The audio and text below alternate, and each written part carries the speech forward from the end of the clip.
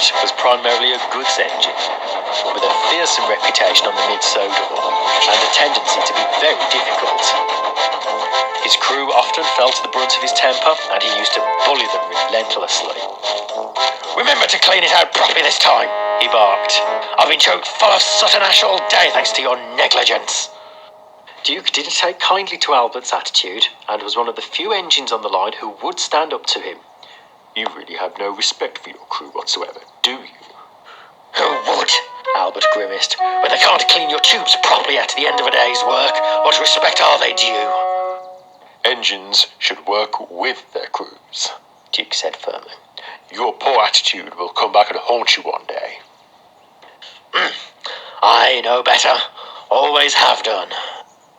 Duke said no more. Albert was never one to listen to reason, and he remained steadfast in his belief that he knew better than anyone else, and that included the manager. But there did come a day when Albert would find his ways weren't always the best. It was his last run of the day, and, as usual, he was in a hurry to get back to the sheds. He bustled about the quarry, shunting the trucks fiercely, and bumping them forcefully around the yard, much to the annoyance of the foreman. "Be careful, you silly engine. Bumping them like that, and they're liable to break." But Albert took no notice of him. "They're dispensable. Horrible, rickety old things. They're not worth the materials they're built with." "Well, as long as they carry the materials to the port, then I don't care what you think of them. Now, less of this nonsense and behave yourself." Albert continued to marshal the trucks around the yard, and without much further mishap, he brought them down to the junction to wait for Duke to pass with the picnic. Albert felt crosser still at having to wait. "He's taking liberties again. He's late." "Calm down," said his driver. "He's probably been held up with sheep or something." "I should take priority myself and run on anyway. Knowing him, we'd probably clear the section before he even gets here." Duke hurried through, trying to make up for lost time. And soon after, Albert was allowed to start off again.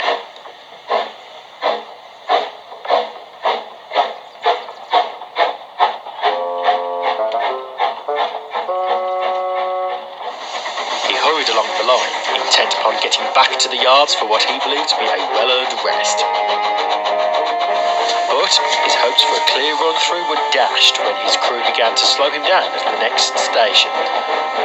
"Driver, why are we stopping?" "Your tanks are running low," said the fireman.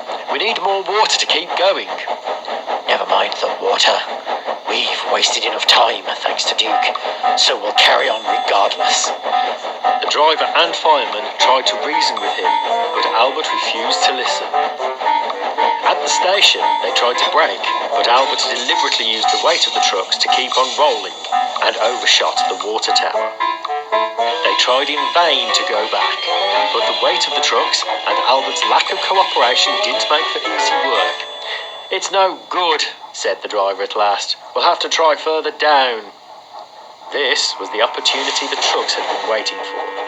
They were tired of being bumped and banged about by Albert, and decided now was the time to pay him out.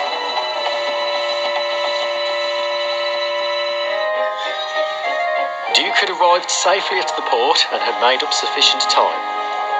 Albert shouldn't have been too far behind with his goods, but tonight there was no sign of him. Duke was anxious. For all his faults, he's very punctual. I wonder what's wrong. They soon found out. Albert's fireman came plodding down the line with urgent news for the station master. "Albert's overheated. He wouldn't stop for water at the workstation, and now he's stuck further up. We'll need Duke to come help shift him." Without delay, Duke hurried off up the line to the point where Albert was standing.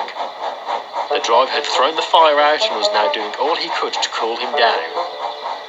"I think it might have been better to listen to your crew for once. Just wait until the manager finds out. He won't be pleased." "It was the wretched trucks," Albert wheezed pathetically. "They held back, and they made things worse than they should have been. We could have managed." "You would have managed with more water in the tank," said the fireman firmly. "Then we wouldn't have struggled when the trucks began to play up." The driver could only agree with them. I can only hope you've learned your lesson after this. But the lesson had come too late for Albert.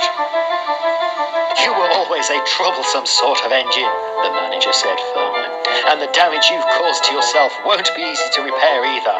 The inspector says your firebox crown has melted as a result of your foolishness. I apologise, sir, said Albert meekly. I promise it won't happen again. Indeed it will not, for we will not be mending you. At least this way other engines on this railway will learn that a little respect goes a long way. You can be taken apart and used for spares for the others. Good day to you.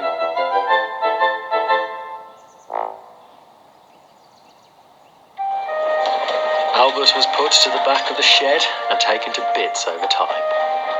Duke and the others often felt guilty about accepting his spares, but they also knew that Manager was right in his decision. It's a pity, Duke often thought when he recalled Albert. He did learn his lesson. Just a shame it was too late.